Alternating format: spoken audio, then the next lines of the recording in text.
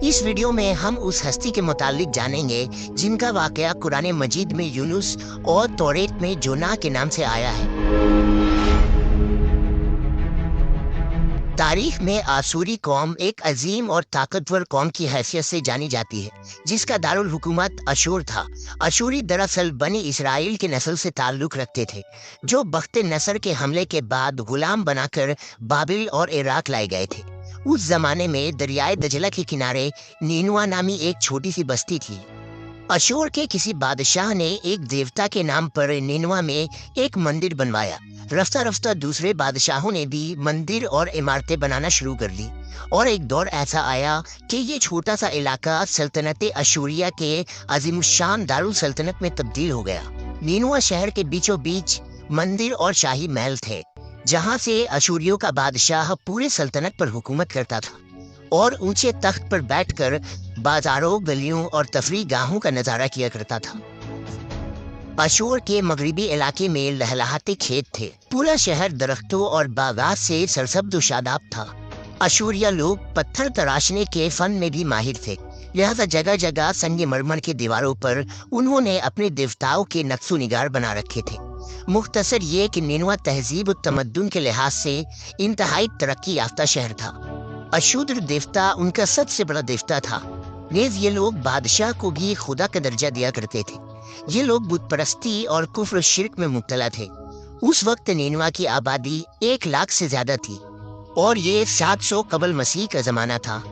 अल्लाह ने उस जमाने में उस कौम की हिदायत के लिए हजरत यूनुस अलैहिस्सलाम को भेजा। हजरत यूनुस का पूरा नाम यूनुस इब्ने मत्ता था। आप हजरत हूद अलैहिस्सलाम की औलाद में से थे, जबकि बास मुफस्सरीन ने लिखा है कि यूनुस अलैहिस्सलाम का ताल्लुक बनी इसराइल से था। आप हजरत यूसुफ के छोटे भाई बिन यामीन के बेटे थे। जब आपको नबूवत मिली उस वक्त आपकी उम्र 28 साल थी। आप पर एक सहीफा भी नाजिल हुआ जो तौरेत में यूना के नाम से मौजूद है। हजरत यूनुस सबसे पहले अशूरी बादशाह के पास गए और उसे पैगाम हक सुनाया। उसे खुदाई के झूठे दावे से तौबा करने का हुक्म दिया और एक अल्लाह की इबादत की तरफ बुलाया। यूनुस अलैहिस्सलाम ने उससे उन इसराइली कैदियों को आज़ाद करने का भी हुक्म दिया जिसे उसने कैद कर रखा था। नीनुआ का बादशाह आपकी बातें सुनकर गज़बनाक हो गया और आपकी जान का दुश्मन बन गया। लिहाजा आप अलैहिस्सलाम नीनुआ के अवाम के पास गए और उन्हें तौहीद की दावत दी। उन्हें शिर्क, बुत परस्ती और दूसरी बुराइयों से तौबा करने को कहा, मगर अहले नीनुआ ने ईमान लाने से इनकार कर दिया और अल्लाह के रसूल को झुठला दिया। यूनुस अलैहिस्सलाम मुसलसल इस कोशिश में रहे कि उनकी कौम के लोग राह रास्त पर आ जाएं। आपने उन्हें बहुत समझाया और दावत के काम को जारी रखा। देखते देखते 40 साल का अरसा गुजर गया, लेकिन यह कौम हजरत यूनुस का इनकार करती रही और शिर्क पर डटे रहे। नेज़ हजरत यूनुस को धमकियां भी दी गईं कि अगर आपने अशूद्र देवता के खिलाफ कुछ कहा तो वो आपको कत्ल कर देंगे। आखिरकार हजरत यूनुस अपने कौम से मायूस हो गए। जब उनकी सरकशी और नाफरमानी इंतहा को पहुंच गई तो अल्लाह ने हजरत यूनुस को हुक्म दिया कि लोगों को आगाह कर दो कि 3 दिन के अंदर उन पर अजाब आने वाला है। लिहाजा आपने अहले नीनुआ के सामने ऐलान किया कि अगर तुमने 3 दिनों के अंदर बुत परस्ती और शिर्क से तौबा ना की तो तुम पर अल्लाह का कहर नाजिल होगा और पूरा शहर तबाह बर्बाद हो जाएगा। लोगों ने आपका मजाक उड़ाया और जवाब में कहा, हम तुम्हारे रब की तरफ से अजाब के मुंतजिर रहेंगे। आपकी कौम ने आपस में मशवरा किया तो इस बात पर सबका इत्तेफाक हुआ कि यूनुस को कभी झूठ बोलते नहीं देखा गया, लिहाजा उनकी बात नज़रअंदाज नहीं करनी चाहिए। मशवरे में ये भी तय हुआ कि देखा जाए कि अगर यूनुस अलैहिस्सलाम रात बस्ती के अंदर अपने घर में मुकीम रहते हैं तो समझ लो कि कुछ नहीं होगा, और अगर वो यहाँ से कहीं और चले जाते हैं तो यकीन कर लो कि सुबह अजाब जरूर आएगा। हजरत यूनुस अलैहिस्सलाम रात को उस बस्ती से निकल गए। सुबह हुई तो अज़ाब इलाही का एक सया धुआं बादल की शक्ल में बस्ती वालों के सरों पर मंडलाने लगा। जब वो उनके करीब होने लगा तो उन लोगों को यकीन हो गया कि अब वो सब हलाक होने वाले हैं। दरअसल हजरत यूनुस अलैहिस्सलाम अपनी कौम से नाराज होकर चले गए थे, मगर उन्हें वहां से निकलने का हुक्म नहीं दिया गया था। वो अजाब की इत्तला देने के बाद अल्लाह की इजाजत के बगैर अपना इलाका छोड़ गए थे।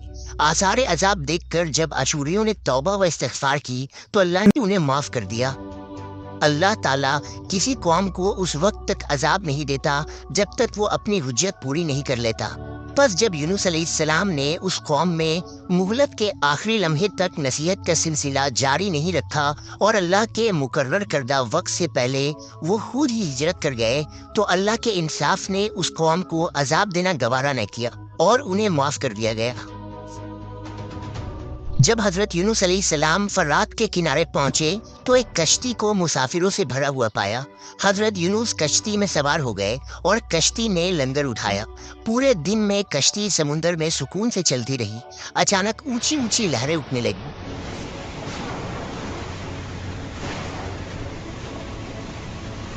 लोगों ने अपना साजो सामान समुंदर में फेंक दिया कि कश्ती का बोझ कम हो जाए, लेकिन कश्ती का बोझ फिर भी कम न हुआ। जब कश्ती डगमगाने लगी तो कश्ती के गर्क होने का यकीन होने लगा। अहले कश्ती ने अपने अकीदे के मुताबिक कहा कि ऐसा मालूम होता है कि इस कश्ती में कोई गुलाम अपने आका से भागा हुआ है। जब तक उसको इस कश्ती से अलग न किया जाएगा, निजात मुश्किल है। यूनुस अलैहिस्सलाम ने सुना तो उनको तंबीह हुआ कि अल्लाह को मेरा निनवा से वही का इंतज़ार किए बगैर इस तरह चले आना पसंद ना आया और ये मेरी आजमाइश के आसार हैं। ये सोचकर उन्होंने अहले कश्ती से फरमाया कि मैं ही वो गुलाम हूँ जो अपने आका से भागा हुआ हूँ।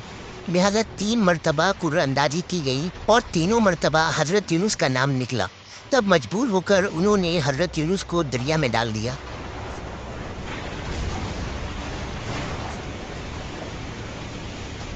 उस वक्त अल्लाह ने एक बड़ी मछली को हुक्म दिया कि उन्हें निगल लो, ये तुम्हारी गज़ा नहीं है, इसलिए उनके जिस्म पर कोई तकलीफ नहीं होनी चाहिए। मछली ने हज़रत यूनुस को अपने पेट में निगल लिया।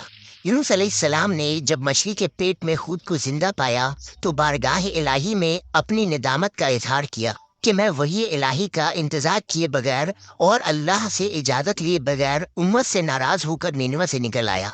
हज़रत यूनुस ने मछली के पेट में अल्लाह को पुकारा। उन पर 3 अंधेरे इकट्ठे हो गए थे, रात का अंधेरा, मछली के पेट का अंधेरा और समुंदर का अंधेरा।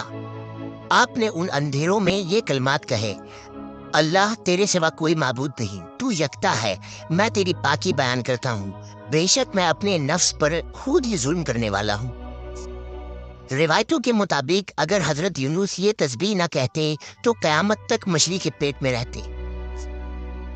रसूल अल्लाह सल्लल्लाहु अलैहि वसल्लम ने फरमाया कि जब यूनुस ने ये दुआ की तो ये कलमात अर्श के गिर्द घूमने लगी। फरिश्ते कहने लगे कि ये बहुत दूर दराज जगह से आवाज़ आ रही है, लेकिन कान उससे पहले इससे आशना ज़रूर है और आवाज़ बहुत ही कमज़ोर है।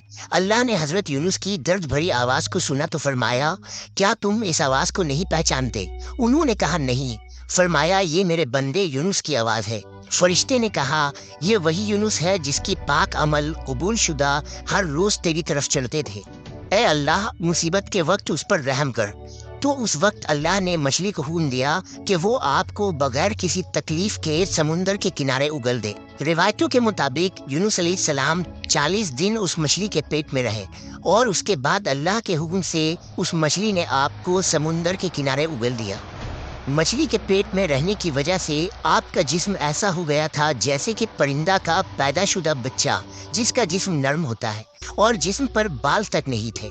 गर्ज हजरत यूनुस बहुत ही कमज़ोर और नातवा हालत में खुश्की पर डाल दिए गए थे।